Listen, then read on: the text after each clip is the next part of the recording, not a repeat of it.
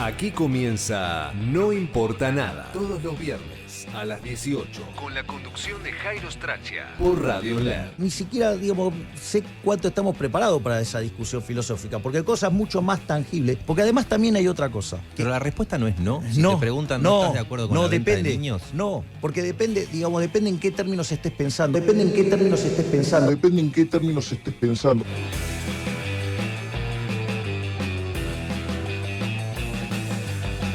Bienvenidos, muy buenas tardes, esto es No Importa Nada, otro viernes que estamos arrancando juntos en este stream de cierre de cada semana.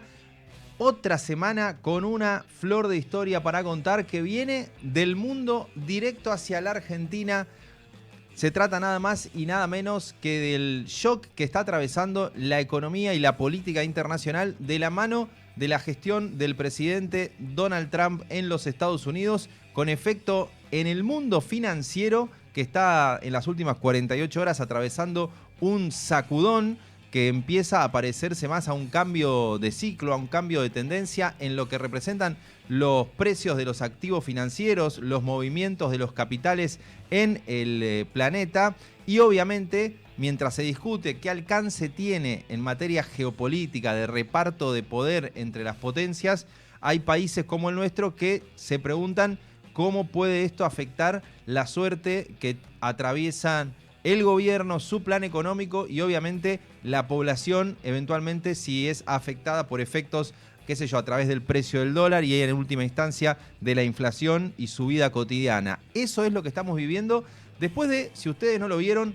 este momento que se vivió esta semana donde el presidente de los Estados Unidos finalmente hizo del 2 de abril del 2025, como se esperaba, un día que va a quedar en la historia porque anunció los aranceles recíprocos o las reciprocal tariffs, como lo llaman en inglés, un mecanismo por el cual Donald Trump está diciéndole al planeta que como considera que lo están perjudicando con el comercio que ingresa a los Estados Unidos, va a estar imponiendo aranceles que él llama recíprocos al plantearlos como una respuesta de Estados Unidos a esa afectación comercial que está denunciando. Es cierto, técnicamente de manera muy dudosa, según todos los expertos que se quemaron las pestañas tratando de entender cómo es que había calculado los porcentajes de aranceles que, por ejemplo, acusa a China de estar poniéndoles. Toda una serie de impuestos que fue estableciendo a todos los que le venden productos a Estados Unidos, que además empiezan a gatillar respuestas en lo que es una nueva escalada de la guerra comercial con la que viene Donald Trump amenazando desde que asumió el 20 de enero, en algunos casos mostrando los dientes y después retrocediendo, y ahora, desde el 2 de abril, transformando directamente esta amenaza en una realidad. El momento quedó en la historia porque Donald Trump apareció con un cuadro gigante donde en una columna estaban supuestamente las tarifas, los aranceles que él dice que le están cobrando a Estados Unidos, aunque ahí adentro mete lo que considera, supuesta manipulación de moneda que le hacen los chinos, el impuesto al valor agregado que pueden cobrar los distintos países adentro a los productos que vende Estados Unidos, y de golpe calcula de una manera que después se fue descubriendo cuántos impuestos le pone Estados Unidos a esos productos que ahora ingresan. Bueno, esto generó un tremendo sacudón en los activos financieros de todo el mundo. Y esta jornada que quedó en la historia con Trump así, mirando esta tabla, abre un interrogante muy grande, porque primero vos podés ver la película de largo plazo, si esto es el fin de la globalización, como escribió The Wall Street Journal, si esto es una reivindicación del proteccionismo como un mecanismo para generar la proliferación de industrias en los Estados Unidos, para reemplazar lo que ahora no se produce más en el exterior porque le cobran impuestos, o si mientras se discute eso lo que genera es un sacudón financiero que puede generar cambios de ciclos en cómo se organizan los capitales en todo el mundo.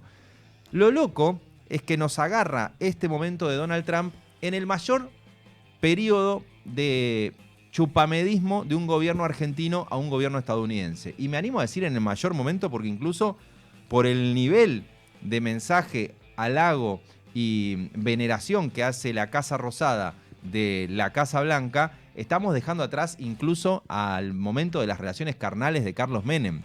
Para que ustedes se den una idea, estamos en un momento donde el presidente argentino comparte en sus redes un artículo del New York Times para jactarse de que él es considerado el presidente favorito por su par norteamericano Donald Trump. Y lo comparte a pesar de que la nota, cuando vos salís del título, lo que dice en realidad es que Donald Trump lo considera a Milei alguien cercano básicamente porque lo elogia todo el tiempo. Y por eso tiene una relación personal, si querés, distinta a la que tienen otros líderes en el mundo. Bueno, ese presidente argentino que tiene ese nivel de cercanía, de elogio, de chupamedismo con Donald Trump, ahora está en un momento muy, muy decisivo para saber si ese es un mecanismo de política exterior que funciona o es solamente la fascinación personal de un outsider como Javier Milei por un magnate con el que comparte algunos discursos como el de la guerra antiprogresista, como es Donald Trump en Estados Unidos, más allá de que en materia de protección industrial son el agua y el aceite. ¿Por qué digo que estamos en un momento donde eso va a verse si funciona o no funciona? Porque hay dos temas que van a poner a prueba si Argentina consigue algún tratamiento diferencial de parte de los Estados Unidos o no, ahora que estamos en esta etapa.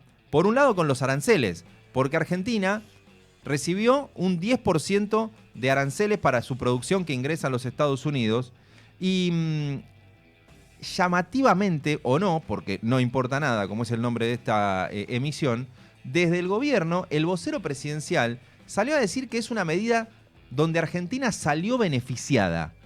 A cara de piedra, esto decía Manuel Adorni. Así que no, muy por el contrario, no creemos esto que sea un ataque al libre comercio, sino todo lo contrario. Seguiremos trabajando juntos en lo que por supuesto fuimos beneficiados en virtud de cuando uno ve la tabla de aranceles o ve los aranceles que se impusieron a otros países. Consideramos que es una relación maravillosa que tenemos con Estados Unidos. Bueno, consideramos que hemos sido beneficiados, dice Manuel Adorni, que al mismo tiempo dice esto no es un ataque al libre comercio cuando se trata de la mayor imposición de aranceles a la importación de productos a Estados Unidos en toda su historia. Bueno, como no importa nada, se puede decir cualquier cosa y decir que Argentina fue beneficiada. Argentina, como todos los países de América Latina, recibieron el mínimo de arancel, que es 10%, pero implica casi 10 veces más de lo que había en promedio, sin contar que el acero y el aluminio están en 25% de aranceles, porque Argentina recibió el mismo trato que toda Latinoamérica. De hecho, se publicaban en las redes algunos mapas que mostraban estos son los aranceles que se le cobran a todos los países de la región, y eran prácticamente todos los países con un 10% de aranceles para sus bienes cuando tienen que ingresar a Estados Unidos. Aun cuando se trata de países que Javier Milei consideraría comunistas, zurdos, de izquierda, y que tienen una relación mucho más tensa con Estados Unidos, mucho menos chupamedias con la Casa Blanca. Entonces vale la pregunta que nos estamos haciendo en todo este recorrido. ¿La política exterior de chuparle las medias a Trump tiene mayor éxito que la que tienen países que tienen una negociación más dura y no están regalando su soberanía de manera discursiva como lo hace el gobierno argentino? Bueno, fíjate lo que es Sudamérica. Colombia, con el zurdo de Petro a la cabeza, recibió 10% de aranceles, igual que Javier Milei. Si vos te fijás, Chile, con Gabriel Boric, que lo gobierna a la izquierda, también 10% de arancel. Uruguay, donde acaba de asumir Yamandu Orsi, con la izquierda, recibió 10% de arancel. Ni que hablar Brasil, con Lula, que también recibió 10% de arancel. Si en los próximos 15 días Milei consigue que le bajen la mayoría de los productos a cero arancel, chapó. Quiere decir que chuparle las medias a Trump funcionó. Por ahora, lejos de haber un beneficio, tenemos el mismo trato que el resto que no hacen un chupamedismo así como el argentino con la Casa Blanca. Y fíjate lo que son estas reacciones disímiles, porque por un lado, Javier Milei se fue a Estados Unidos, a la residencia del presidente Trump, no recibió ningún tipo de trato directo con el presidente de Estados Unidos, por más de que tiene una relación muy buena, pero sí recibió un premio, el del León de la Libertad, premio muy pero muy falopa, y en ese acto habló y prácticamente festejó el hecho de tener que adaptarse a los aranceles que puso Trump. Mirá.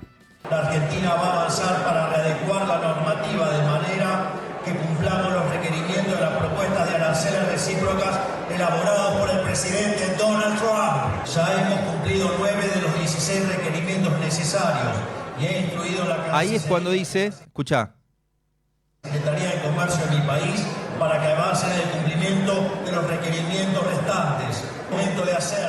Que va a hacer lo que tenga que hacer para cumplir con los requerimientos de Donald Trump.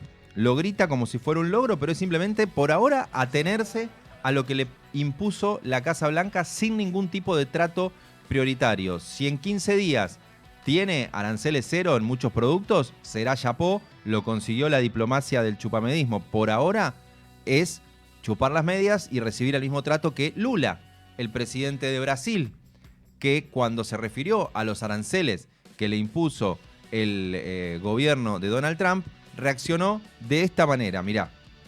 Temos o multilateralismo e o livre comércio e responderemos a qualquer tentativa de impor protecionismo que não cabe mais hoje no mundo. Diante da decisão dos Estados Unidos de impor uma sobretaxa aos produtos brasileiros, tomaremos todas as medidas cabíveis para defender as nossas empresas e os nossos trabalhadores brasileiros. Muy, muy fuerte el contraste entre las dos maneras de reaccionar ante las decisiones de Trump y la forma en la que Argentina y Brasil reciben el mismo trato por ahora, seas un gobierno que le chupa las medias a la Casa Blanca o un gobierno que se planta y le marca un contraste como el de Lula. Un paréntesis, no es acá una discusión sobre si estamos a favor de la globalización y el comercio libre o estás a favor de discutir que haya barreras arancelarias o proteccionismo. No estamos discutiendo teóricamente si para una industria hace falta o no protegerla, imponer aranceles, porque no estás discutiendo acá, en principio, las herramientas de política económica, que es muy válido para mí seguir discutiéndolo, y no es que criticar lo que hizo Trump de golpe significa reivindicar el libre comercio, ni avalar lo que hizo Trump significa condenar el libre comercio. Lo que hay acá es la reacción a un trato totalmente arbitrario de parte de la Casa Blanca, que da la impresión, impone condiciones para sentar a negociar a todo el mundo, haciendo valer que es la principal potencia. Y Argentina ahí está, esperando que su trato de halago permanente a cambio de nada con Donald Trump le dé algún tipo de guiño con baja de aranceles que hasta ahora no consiguió, y sobre todo, y para eso fue Milei, y por ahora veremos qué es lo que consiguió, quiere que haya un trato especial de Estados Unidos dentro del Fondo Monetario Internacional. Acordate, Argentina está en el medio de una corrida donde se le van reservas. Ya estaba así antes de este temblor financiero actual. Esto lo profundiza y la vuelve más vulnerable. Y para tratar de aguantar un poco más, con muchas 2018 vibes, el temblor financiero la obliga a conseguir lo antes que pueda guita del Fondo Monetario Internacional. ¿Y qué pasa? En el Fondo Monetario Internacional el principal actor es Estados Unidos. Y entonces Milei se juega otra vez a que su diplomacia de chupamedia le consiga un guiño importante de financiamiento de parte del Fondo Monetario gracias a la manija estadounidense. Y acá una novedad impresionante que consiguió el colega Andrés Fidanza cuando estuvo en un acto en las últimas 24 horas donde estaba presente el enviado de Donald Trump para la Casa Blanca, de la Casa Blanca para América Latina, quiero decir. Se llama Mauricio Claver Carón, un hombre que conocemos porque ya era el hombre de la Casa Blanca en el Fondo Monetario en la gestión de Macri, cuando nació este crédito que se está refinanciando eternamente. Bueno, Mauricio Claver Carone, mientras aparece el gobierno argentino chupándole las medias a Donald Trump, esperando que entonces nos dé más guita, introduciendo una novedad. Nosotros te vamos a dar la guita, pero queremos que rompas el crédito que te viene dando China. ¿Cómo?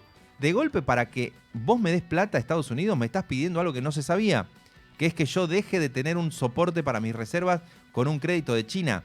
Novedad muy fuerte que desnuda otra vez cuánto sirve y cuánto no chuparle las medias a Trump. Si cuando le vas a pedir guita, te pide un poco más, como deja de apalancarte en fondos chinos. Míralo a Mauricio Claver Carón.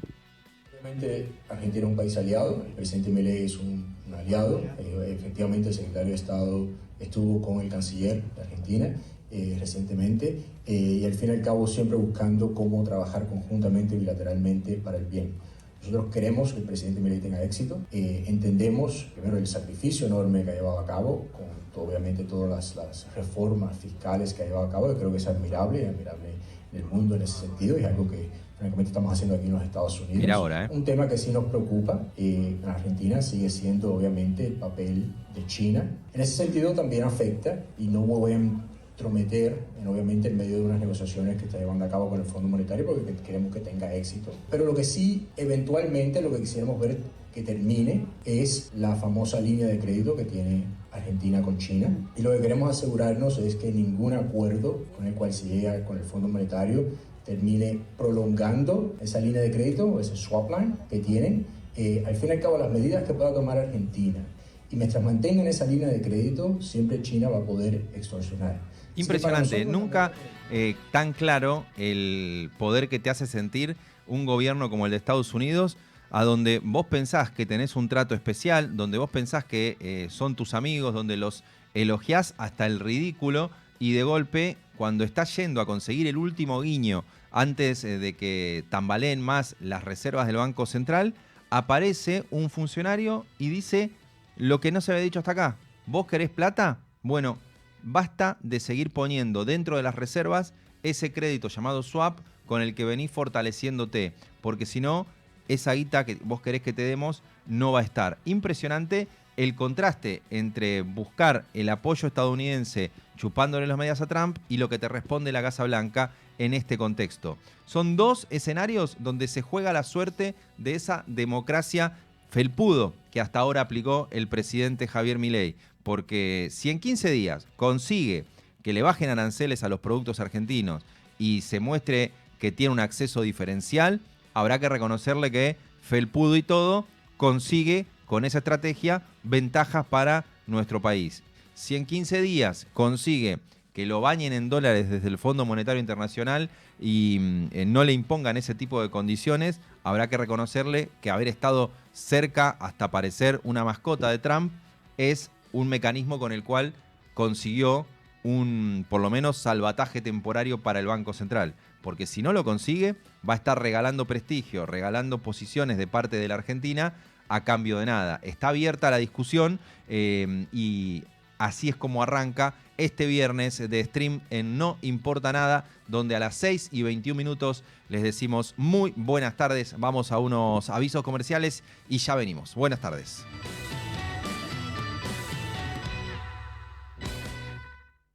Mi momento de la verdad fue el 28 de noviembre. Estaba jugando al fútbol cuando de repente giré y sentí un dolor intenso en la rodilla.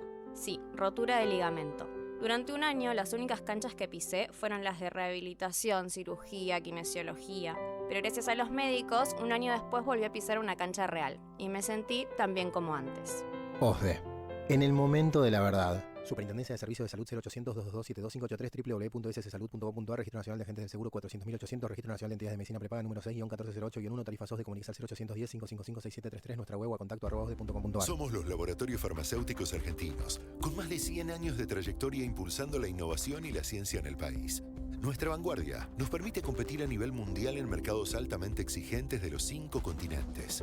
Desarrollamos medicamentos de producción nacional para enfermedades como la atrofia muscular espinal, la diabetes o vacunas de última generación, mejorando el acceso a tratamientos en Argentina y el mundo. Somos una industria autosustentable y estratégica que garantiza medicamentos de calidad, seguros y eficaces. Estamos orgullosos de ser argentinos. Silfa. Los laboratorios argentinos. Industria estratégica. Somos PAE, líder global de energía. Ofrecemos productos y servicios a la industria y estaciones de servicio. Estamos presentes en todas las cuencas productivas y llegamos con gas natural a todo el país y la región. Producimos petróleo, GLP, energía eléctrica y renovable. Operamos la red de estaciones de servicio más moderna y con la mejor atención al cliente. Invertimos, innovamos, crecemos. Somos PAE, energía para la industria. Mi momento de la verdad empezó hace un año. Estaba en una reunión de trabajo cuando empecé a sentir pánico y falta de aire. Algo que no me había pasado nunca empezó a pasarme de manera continua. Hasta llegué a sentir miedo de salir a la calle. Llamé a OSDE y me derivaron a un profesional que me ayudó a entender lo que estaba viviendo y a empezar un tratamiento. Gracias a eso, hoy estoy grabando esto en la plaza junto a mis hijos. OSDE. En el momento de la verdad. Superintendencia de Servicios de Salud 0800-222-72583 www.sssalud.gov.ar Registro Nacional de Agentes del Seguro 400.800 Registro Nacional de Entidades de Medicina Prepaga número 6-1408-1 Tarifa SOS de Comunicación 0810-555-6733 Nuestra web o contacto@osde.com.ar. El milagro de Sandra y de Guille nacido el 24 de junio. Pequeño guerrero que piensa ganarle la vida a los puños. Me fui para la calle metido en el rap y dejé los estudios. Y encontré el sentido a mi vida cuando me metí en un estudio. Y pegué mi primera canción y aunque no tenía plata me creí millonario. El primer rapero argentino en haberse pegado que sea de mi barrio. Y no teníamos nada, nos faltaba tanto, pero le metí como un warrior. Y empezamos a ver plata con giras boliche hasta llegar a los escenarios. Y te hablo de nosotros que no fui yo solo, ya era para modo diablo. Alicia y Leo sepan que lo quiero. Acá estamos, buenas tardes, bienvenidos. 24 minutos pasan de las 6 de la tarde acá en No Importa Nada, este stream de los viernes. Estamos con Nicolás Cabrera en los controles, está Agustín Castro en la producción, toda la gente de Loray Comunicaciones. Y vino para más tarde a hacer lo suyo Lulo Cine. ¿Qué haces, Lulo Cine? ¿Cómo andás? Bien, todo bien. ¿Sí? Sí. ¿Cómo te trata el estrés de este viernes? No sé, estoy bastante cansado. Bueno, es un poco el reflejo de lo que le pasa a mucha gente hasta ahora, los viernes. ¿Pero tenés una recomendación para más tarde o...? Sí, obvio. Bueno, ok. Vos si un día te querés tomar el día, como el otro día, te lo tomás. Está claro eso. Bueno, ok. Bueno, en un rato hay recomendación de Lulo Cine, la sección del final del programa. En una tarde de viernes que nos tuvo así como muy atrapados con todo lo que fue la situación económica y financiera de la mano de Donald Trump. Así que vamos a chusmear cómo están ahora los portales de información para ir traduciendo qué hay de relevante a esta hora. Mirá lo que es Clarín, obviamente que se reparten en 3 o 4 temas los principales portales. Por un lado, además de allá, la sangría de los mercados y lo que hablábamos recién, acciones argentinas perdiendo hasta 13%, el riesgo país ya pasando los 900 puntos. Esto es un quilombo para el gobierno, porque en su estrategia de hace 2 semanas estaba la idea de cierro el acuerdo con el fondo, baja el costo de financiamiento argentino que se expresa en el riesgo país y empiezo a poder refinanciar deudas y no tener que pagar con reservas y de esa manera me dura más la plata que me dé el fondo. Bueno, que se encarezca el financiamiento le cambia, producto de la crisis internacional, el plan en marcha que tenía la gobernación a cargo de Javier Milei. Pero este otro tema, mucho más grande en Clarín, surge de lo que fue la derrota política del gobierno el día de ayer en el Senado. Porque acordate, el gobierno quería nombrar jueces en la Corte Suprema, que tiene ahora 3 miembros, que son Carlos Rosenkrantz, Horacio Rosati y Ricardo Lorenzetti. Entonces metió 2 nombramientos por decreto. Uno pudo jurar, que es Manuel García Mansilla, un jurista, y el otro, como quería asumir pero con licencia en el juzgado donde trabaja en Comodoro Pi, Ariel Lijo, no se lo aceptaron. Entonces ahora tiene una corte de 4 miembros, pero uno designado por decreto. Esos 2 jueces, el que se designó por decreto y juró, y el que se designó por decreto y no pudo entrar, fueron con sus pliegos por el mecanismo normal al Senado, donde necesitaban la aprobación de un consenso político para ingresar como corresponde. Bueno, recibieron una montaña de votos en contra. Ariel Lijo, 43 votos en contra, y Manuel García Mansilla, 51 votos en contra. Entonces, chau a la designación con apoyo político. Y ahora quedó una situación incierta, la de Manuel García Mansilla, que está en la Corte, designado por decreto, pero con una total decisión de la política de rechazarle su pliego, lo cual lo deja en una situación trucha de toda truchedad, diría un jurista hablando claro. Porque está claro que no cumplió con los mecanismos legales, que lo designaron por la ventana y que el constitucionalista más respetado, Germán Vidal Campos, dice, si te rechazan por el Senado cuando fuiste designado en comisión por decreto, cesa tu designación. O sea, él, que es un especialista en derecho, sabe que está de manera trucha en la Corte Suprema ahora. Bueno, el gobierno lo está saliendo a presionar, dice Clarín. El gobierno presiona a García Mansilla para que continúe en la Corte, no se tiene que dejar operar. Una nota de Ignacio Ortelli, que suele reflejar lo que piensan en la Casa Rosada.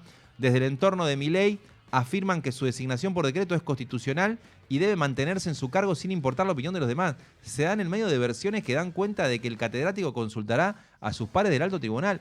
Macho, tenés que renunciar por dignidad tuya. O sea, vas a pasar de ser un jurista respetado, que fue un día candidato a la corte y no pudo entrar, a ser un jurista respetado que pierde todo tipo de respeto porque se atrinchera para quedarse como de lugar gozando de los beneficios de ser juez de la Corte Suprema. Bueno, dale un poco más abajo, que si querés te voy contando. Demoras, una goma desinflada y decepción. ¿Por qué no se concretó imagino que dice, la reunión de Milei con Trump? Después, sondeo nacional.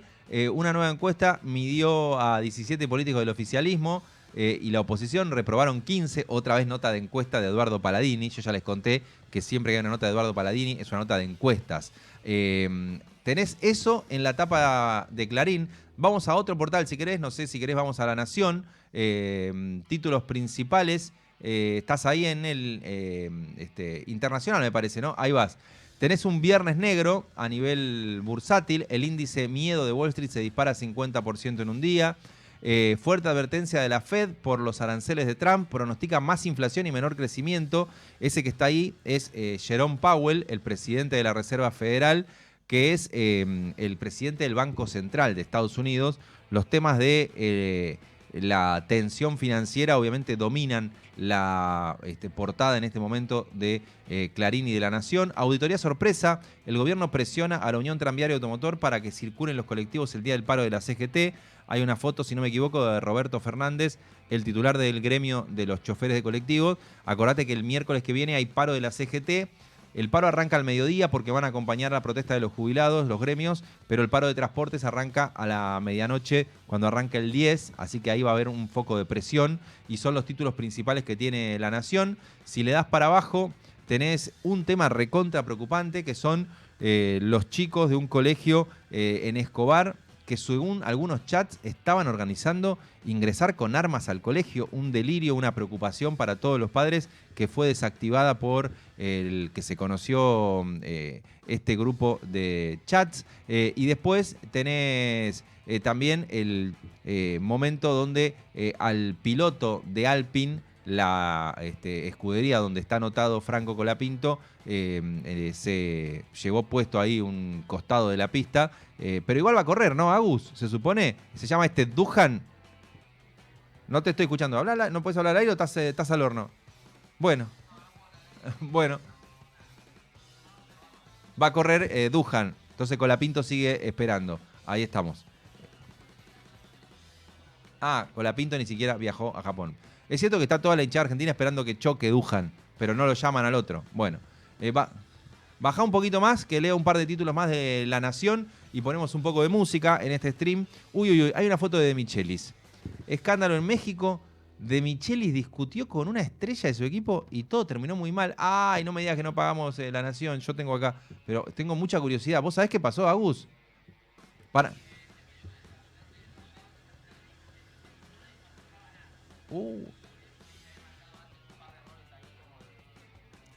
Se picó, pero sigue siendo técnico de Michelis.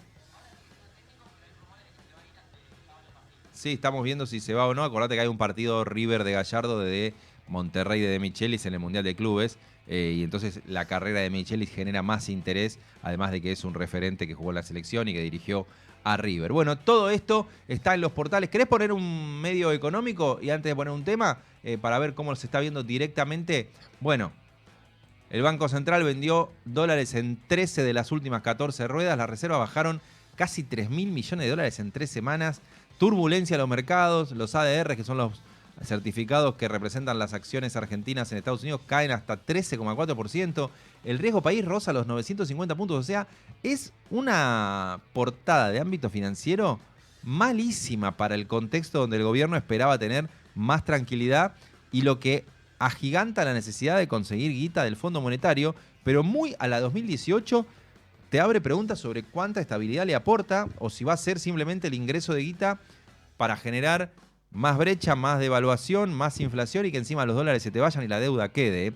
No quiero ser un Ortiva porque es viernes a la tarde, pero la hemos visto esta película. Fíjate el título de un costado allá abajo, citando un editorial de The Economist.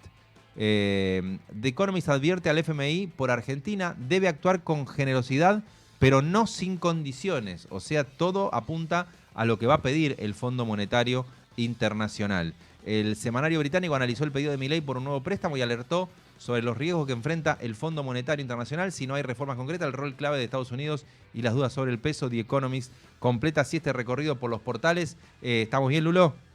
Sí, muy bien. ¿Estás para dormirte una siesta o estás para recomendar una película en un rato? Para recomendar, obvio. Bien, ok.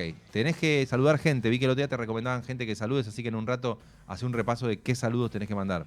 Sí. Que hay gente esperando saludos. Ahora, música a esta hora, señor Nicolás Cabrera. Estamos en sus manos.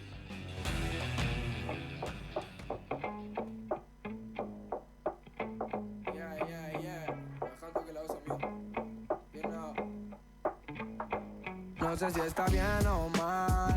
Afuera está yo, viendo por tu culpa la nube las hace llorar.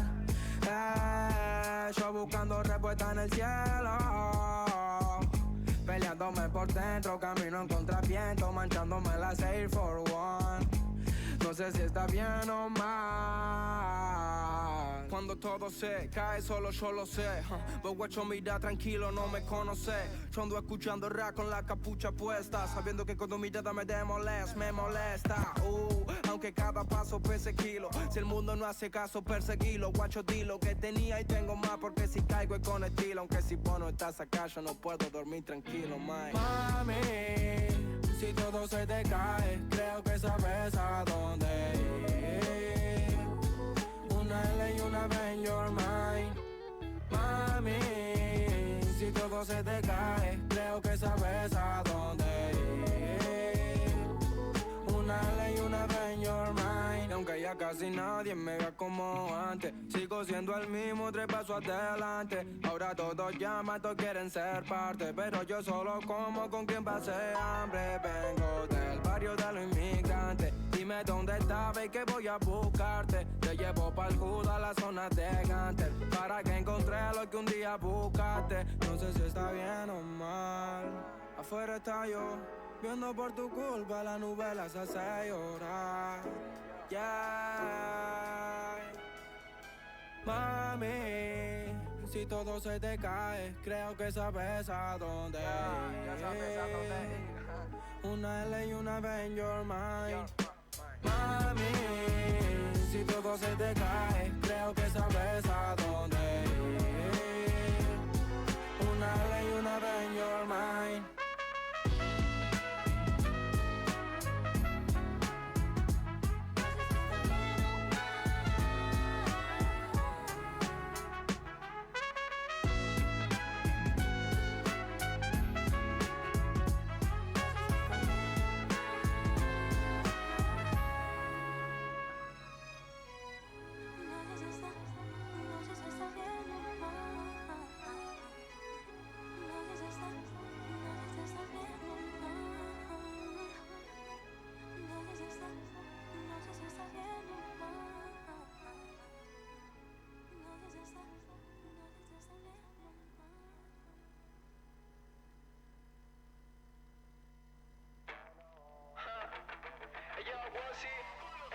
Ya pasamos 1000 batallas, ahora somos guerrilleros. Estoy con Wozy en la detrás, quemando el mañanero. No quiero un jefe diciéndome que haga las cosas que no quiero. Si subimos al escenario, cabecea al mundo entero. Tu Argentina dice yeah, por los únicos guachos que se atrevían a cantar en contra de la policía.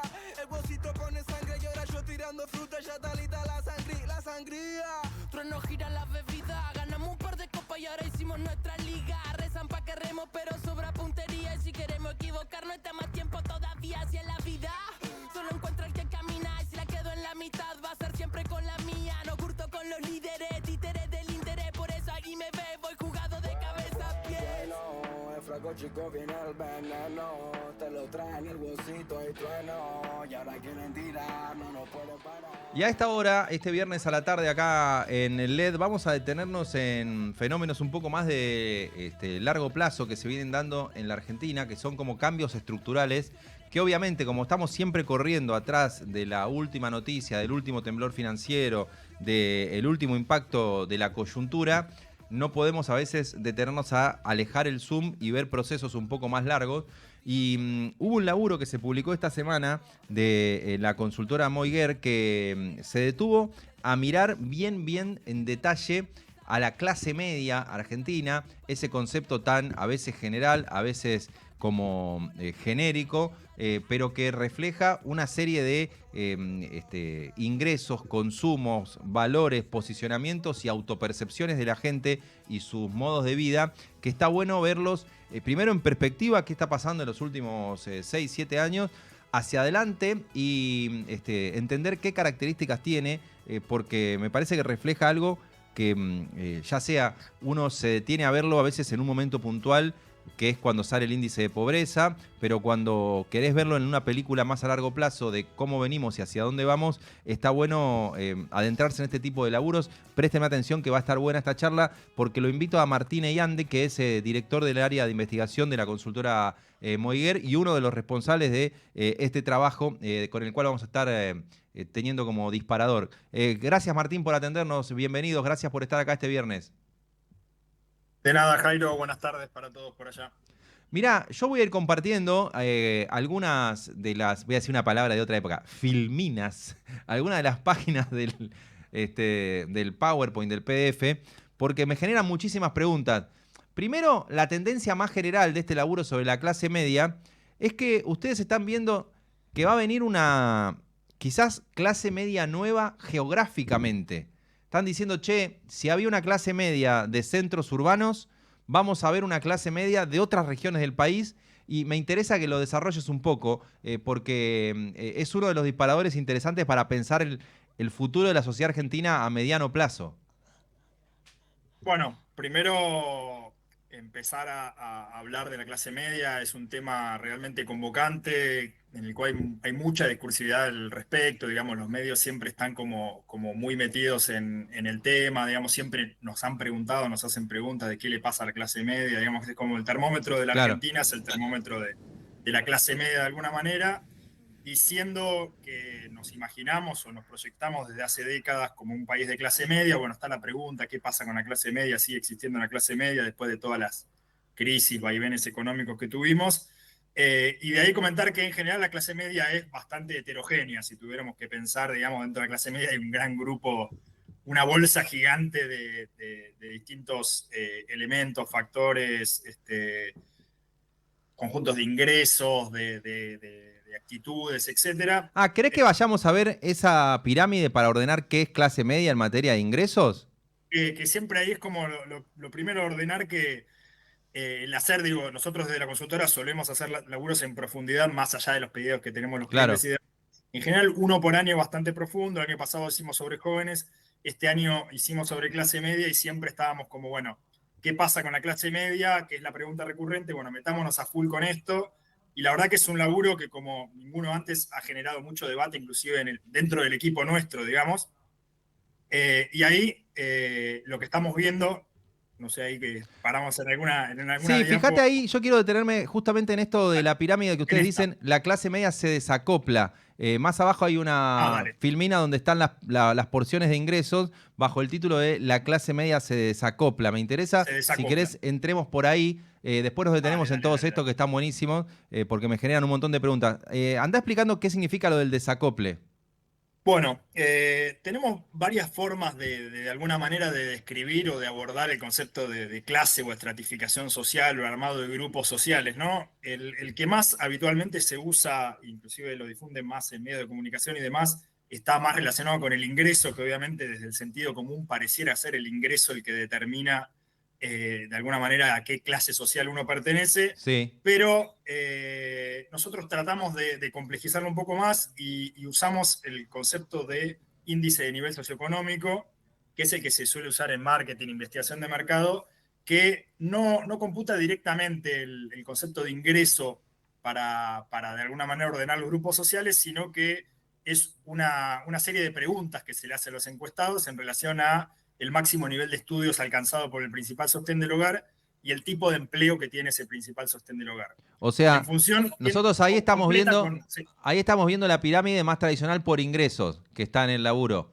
No. Ahí lo que hace, digamos, este método que desarrolló la Sociedad Argentina de Investigación de Mercado combinó con la EPH, en las preguntas de la EPH se usan muchas de estas preguntas, y hay una correlación fuerte, obviamente, entre ingreso y el nivel de estudios alcanzado y el tipo de trabajo que se tiene, digamos, es más jerárquico, registrado, categoría de trabajo, al ser más alto, obviamente que se corresponde con un ingreso. En este punto, bueno, el que tiene mayor nivel de estudios y el mejor trabajo, y entran algunos rentistas y demás, es el famoso ABC1, que es una porción chica hoy de la población. Después, a medida que van bajando, digamos, el nivel de calificación del principal sostén del hogar y el tipo de empleo que tiene, vamos bajando al C2, al C3, al D1 y al D2E, que es el que ya tiene apenas un primario alcanzado, un empleo bastante precario y demás.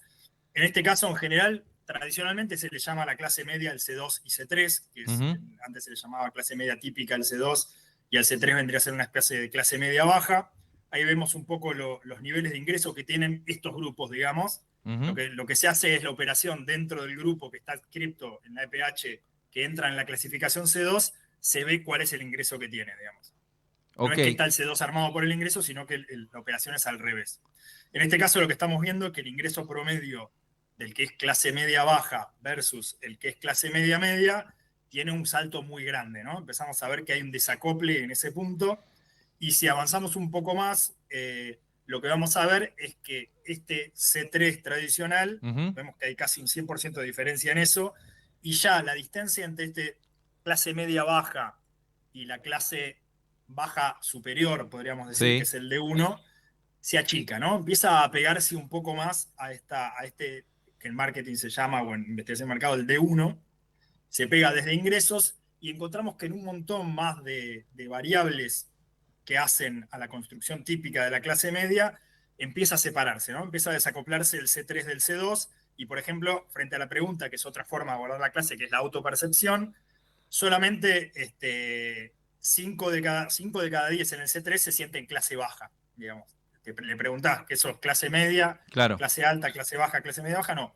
Ya hay 5 de cada 10 de este segmento que ya se cayeron y ya no tienen ningún resquemor en declararse como clase baja, ¿no? Por ahí un periodo prolongado de bajos ingresos, pérdida de trabajo y demás, empieza a horadar de alguna manera este concepto de clase media que tienen, y empiezan a caerse separado de este C2 que la mayoría ya se siente clase media, siguen sintiéndose y pensándose clase media, y un poco lo que concluíamos a grandes rasgos es que esa clase media imaginada, ¿no? Nosotros hablamos con especialistas, con gente que ha estudiado esto, como Ezequiel Adamowski, digamos, gente que se ha metido en este tema, en estudiar la historia de la clase media.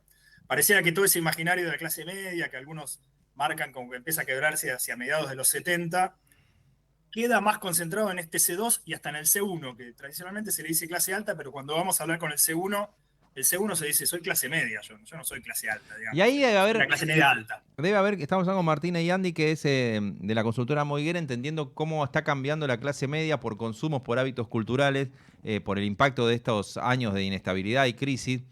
Hay algunos consumos claves, ¿no?, que terminan siendo los que trata de defender un estrato social o una familia para seguir considerándose de clase media o no perder estatus social. No sé, me imagino muchísimas familias haciendo mucho esfuerzo para o no dejar de pagar el colegio privado o no dejar de pagar la prepaga, como así bastiones que lo sostienen en un determinado estatus. No sé si eso lo tienen medido.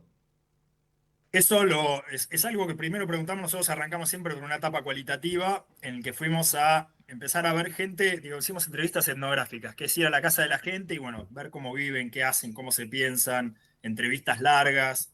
E hicimos un ejercicio bastante interesante, que es hablar con 2 generaciones de una misma familia. Es decir, ir a los padres, que hoy están entre los 50, 60, y después ir a los hijos y entender ahí si el hijo se sigue sintiendo de la misma clase que se siente el padre, o hay diferencias, o hay saltos de alguna manera. Y lo interesante, bueno, nada, en un principio, bueno, fuimos a gente que desde el nivel socioeconómico vendría a ser un nivel socioeconómico alto, que se decía de clase media, hasta decíamos, bueno, soy una clase media cómoda, por ponerlo, ¿no? Es alguien que era de clase media, pero hoy está teniendo altos ingresos. Y para esa clase media había un nivel de cosas que lo constituían de clase media que hablaban, ¿no? Tener un auto, colegio privado, La prepaga en algunos casos, porque bueno, en general las prepagas, es poca la población que tiene prepaga, digamos, estamos hablando de 1 de cada 10 hogares hoy tiene prepaga, la gran mayoría tiene obra social por el trabajo, por el tema más de laboral, pero bueno, después estaba salir a comer, hablaban una vez por semana por lo menos, darse algún gusto durante la semana, había, y cuando vas bajando hacia una que la gente se considera clase media baja, esas pretensiones empiezan a bajar, ¿no? ¿Qué soy? Comer carne una vez por semana. Bueno, había algunas cuestiones que vayan de este lado y bueno, lo que estamos viendo ahora en pantalla, estamos mostrando ese desacople, ¿no? Algunas cuestiones que hoy están haciendo o que corresponden a la estructura de vida, a los consumos culturales o a los consumos generales del C2, que se está pegando más al C1, digamos, que se llevaron ese imaginario de clase media imaginada en la Argentina, el C3 se está desacoplando de ese imaginario, ¿no? Estamos hablando de un C3 que solamente 2 de cada 10 han salido al exterior del país, digamos, han viajado, conocen otros lugares.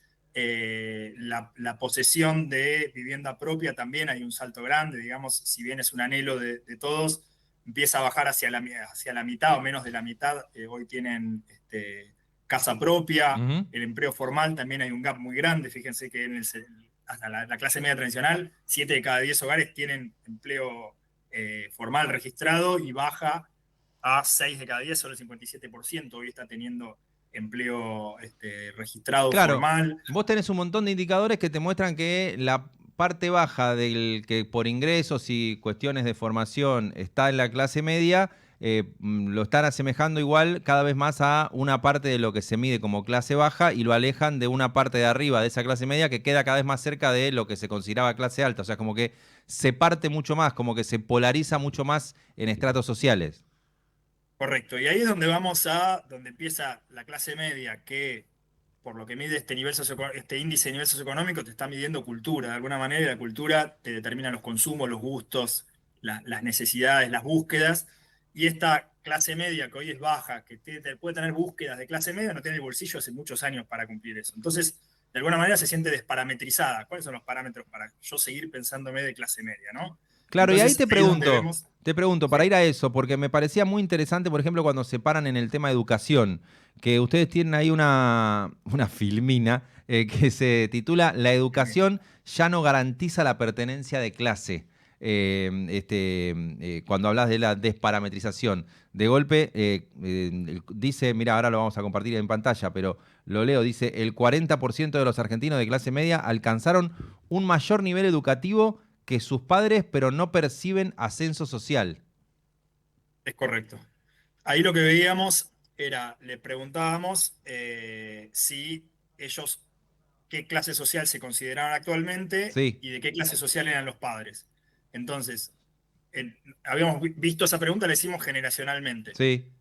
Los padres versus los abuelos habían ascendido, había un crecimiento positivo, digamos, restando el que decreció con el que subió. Los padres versus los abuelos, pero los hijos o los de hoy versus sus padres habían descendido. Entonces, hicimos un cruce desde ese lado y le preguntamos qué nivel de estudio se habían alcanzado los padres y en la comparativa tenemos que un 40% de la clase media hoy tiene mayor nivel de estudio que sus padres, pero no se autoperciben de una clase, que hayan crecido de clase, digamos. Entonces, lo que nos está mostrando la Argentina en este momento es que no hay un movimiento, un mayor nivel educativo hoy no está determinando un movimiento social ascendente, que era lo típico de la clase media imaginada argentina. Y a propósito, hay otro dato en esa misma ronda de encuestas, cuando ustedes ponen el trabajo en relación de dependencia no es percibido como garantía de progreso. De golpe también, y te pido que si lo podés contar, que ustedes marcan que ya no aparece la idea de que consigo un trabajo y entonces voy a crecer, no sé, me van a ascender, etcétera, sino que empieza a aparecer que para progresar voy a tener que hacer mi propio emprendimiento y pegarla. Hay una cuestión vinculada con eso, digamos, hoy lo que le está pasando a mucha gente es que están hace muchos años en un laburo y para lo único que les sirve es para pagar las cuentas y llegar, como sea, en cada uno de los casos, llegar a fin de mes, pero no hay una proyección con ese laburo, de decir, che, estoy ahorrando, estoy creciendo y con esto en 10 años voy a crecer en este camino laboral y me va a llevar a algún lado, digamos. Hay muchos que se sienten como encerrados en su laburo, les permite subsistir, pero no es la idea tradicional anterior en que estaba esta escalera corporativa, en que iba a pasar de supervisor a jefe, de jefe a gerente y en algún momento iba a cambiar de clase. En este aspecto, entonces, hay como un cambio generacional en este punto. Lo conversábamos en su momento con Andrés Malamud.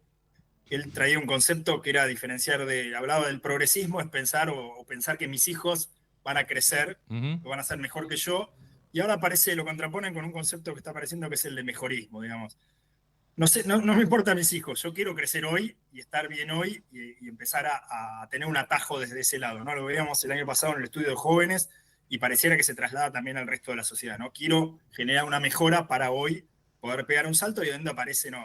como uno de los rankings en el top para generar movilidad social es este lugar de hacer mi emprendimiento y de alguna manera pegar el salto desde ese lado. Fíjate, en la otra filmina de la que estábamos, en la siguiente, es la que plantea que 5 de cada 10 argentinos de clase media cree que desarrollar un emprendimiento le va a dar ascenso social. Esa cosa de pegarla, que es muy, muy disruptiva con la idea que ustedes decían, del progreso asociado a conseguir un laburo, quedarte mucho tiempo en el trabajo. Cambia mucho la lógica, ¿no? Porque empezás a pensar en que el discurso pro emprendedurismo es el que talla más, una salida un poco más individual asociada con la iniciativa privada. Me estoy imaginando un montón de motivos o consecuencias de esto que refleja esta encuesta de cómo funciona una sociedad y hasta te imaginás después de cómo vota la gente. O sea, es una manera de... No sé qué es causa o consecuencia, pero me hace juego con ese razonamiento. Sí, creo que hay por ahí una idea de mayor inmediatez en este punto también, de decir, che, no puedo esperar tanto tiempo a moverme, a crecer, a pegar el salto en ese punto. Y ahí es donde aparecen estos atajos de alguna manera o estas cuestiones, y de alguna manera permea este clima de época de hacer la propia, de crecer. Bueno, acá aparecen también todas estas cuestiones más de inversiones, cuestiones de Fíjate, es la pegarse. que sigue. La que sigue dice que 3 de cada 10 argentinos de clase media prefieren invertir su dinero en soluciones financieras. Nada, no, Sí. es impactante, ¿no? Ese dato. No tenés para comparar para atrás. No, pero era mucho menos. Por ahí tenemos, obviamente, dado con un poco la realidad argentina, ¿no? Donde hoy ya, justo lo pensaba hoy día, ¿no? Con todo el lío que hay, decir, bueno, tendría que ver si con la plata que tenía que haber comprado dólares, si subió, si bajó, digamos. Ahí teníamos una cita de que de alguna manera tenés que convertirte en trader para vivir en Argentina. Che, pero esa Ahí cita aparecía, es de un fundador de Blender, estoy viendo abajo, de Diego Abatecola. ¿De dónde se la sacaron esa cita? charlamos con gente de los medios también, y en parte de esta charla, bueno, surgió esto en tono más jocoso, ¿no? De tener que moverse un poco por ese lado y conversando, ¿no? De lo difícil que es la realidad en Argentina y cómo la clase media, digamos, se va adaptando a poder seguir defendiendo, muchas veces para defender el valor de sus ingresos, no enteramente para crecer, pero bueno, y vemos el crecimiento de las cuentas comitentes que hubo Claro. en solo un año. Sí, imagino el efecto Mercado Pago ahí, ¿no? Que te abre la cuenta sí. comitente sin que vos sepas o sin que estés tan al tanto. Pero sí, es parte de la Sí. inversión. Pero fue más en el último año, sobre todo más vinculado con comprar el dólar MEP. Claro. Che, Ahí abre la cuenta comitente y ha Claro. crecido, el número creo que son 12 millones de cuentas comitentes, creo que tiene Argentina, creo que es récord Sí. en el mundo, casi, o en la región seguro. para terminar, ese concepto de la clase media que se desacopla y que tiene cambios de consumo, de ingresos y culturales, ¿por qué lo llamaron la guandarización? ¿Para que nosotros los periodistas piquemos porque era un buen título? ¿O hay alguna idea un poco más compleja para hablar de la guandarización? Si era para que lo piquemos los periodistas, te la acepto. No, la verdad que digo, justo es un personaje que está como muy en boga y está en boca de todos. Cuando hicimos los focus groups de este tema, había muchos ejercicios en que se abrían como figuras públicas, en el que de alguna manera decíamos, bueno, esta dirías de clase alta, de clase media, de clase baja, y Wanda Nara entraba como en el gran debate, ¿no?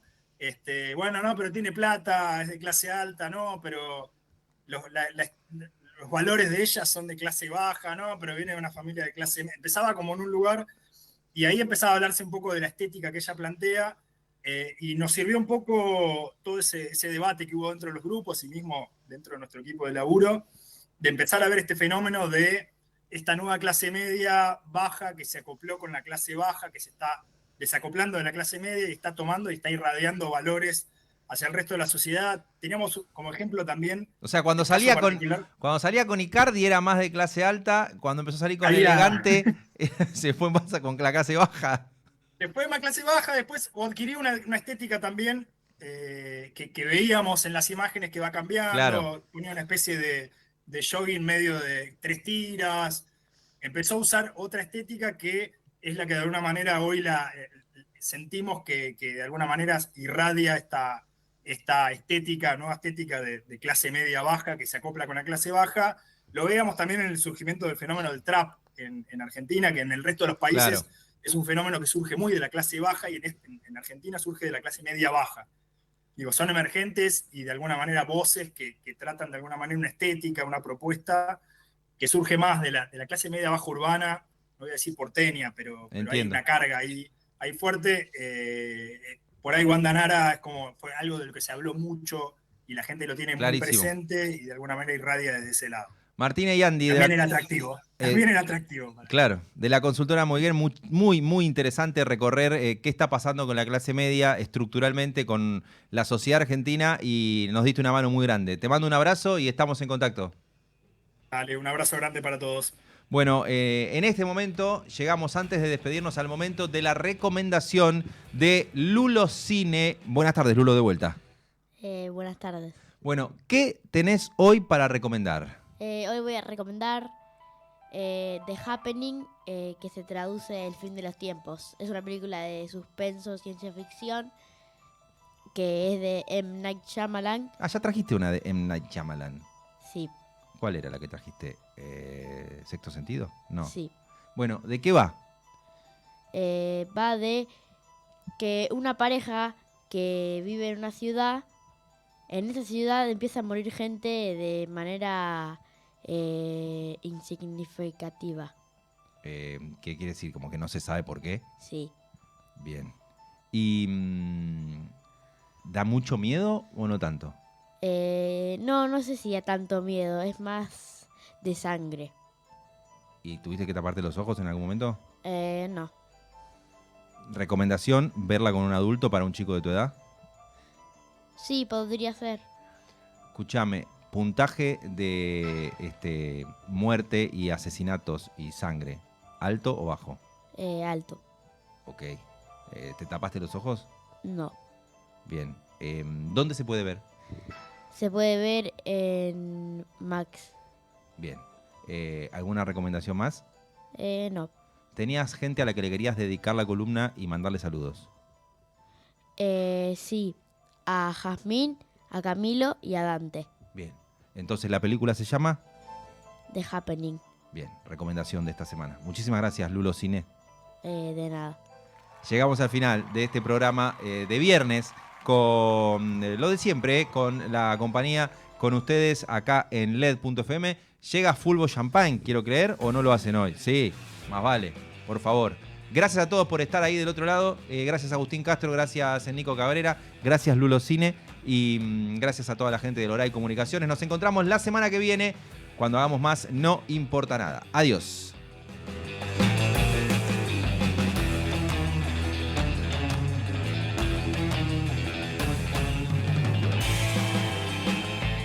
Auspició este programa. El momento de la verdad fue el 28 de noviembre. Estaba jugando al fútbol cuando de repente giré y sentí un dolor intenso en la rodilla.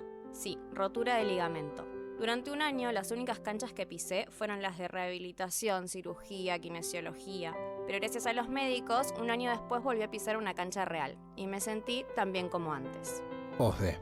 En el momento de la verdad. Superintendencia de Servicios de Salud 0800-222-72583 www.sssalud.gov.ar Registro Nacional de Agentes del Seguro 400.800 Registro Nacional de Entidades de Medicina Prepaga número 6-1408-1 Tarifa SOS de Comunicar 0810-555-6733 Nuestra web o contacto @osde.com.ar. Somos los laboratorios farmacéuticos argentinos, con más de 100 años de trayectoria impulsando la innovación y la ciencia en el país.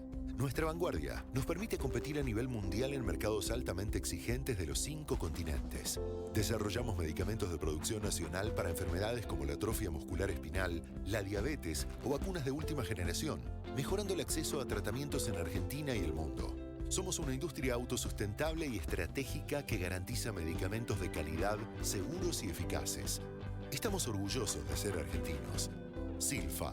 Los laboratorios argentinos. Industria estratégica. Somos PAE, líder global de energía. Ofrecemos productos y servicios a la industria y estaciones de servicio. Estamos presentes en todas las cuencas productivas y llegamos con gas natural a todo el país y la región. Producimos petróleo, GLP, energía eléctrica y renovable. Operamos la red de estaciones de servicio más moderna y con la mejor atención al cliente. Invertimos, innovamos, crecemos. Somos PAE, energía para la industria. Mi momento de la verdad empezó hace un año. Estaba en una reunión de trabajo cuando empecé a sentir pánico y falta de aire. Algo que no me había pasado nunca empezó a pasarme de manera continua. Hasta llegué a sentir miedo de salir a la calle. Llamé a OSDE y me derivaron a un profesional que me ayudó a entender lo que estaba viviendo y a empezar un tratamiento. Gracias a eso, hoy estoy grabando esto en la plaza junto a mis hijos. OSDE. En el momento de la verdad. Superintendencia de Servicios de Salud 0800-222-7583 www.sssalud.com.ar Registro Nacional de Agentes del Seguro 400.800 Registro Nacional de Entidades de Medicina Prepaga número 6-1408-1 Tarifa SOS de comunicarse al 0810-555-6733 Nuestra web o a contacto@osde.com.ar.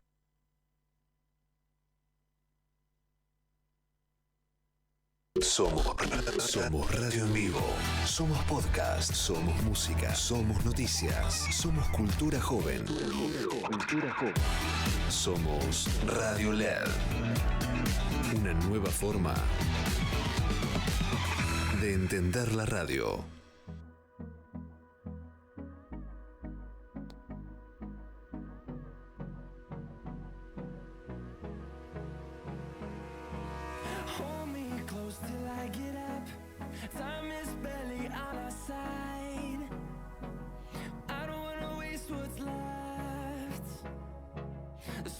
Chasing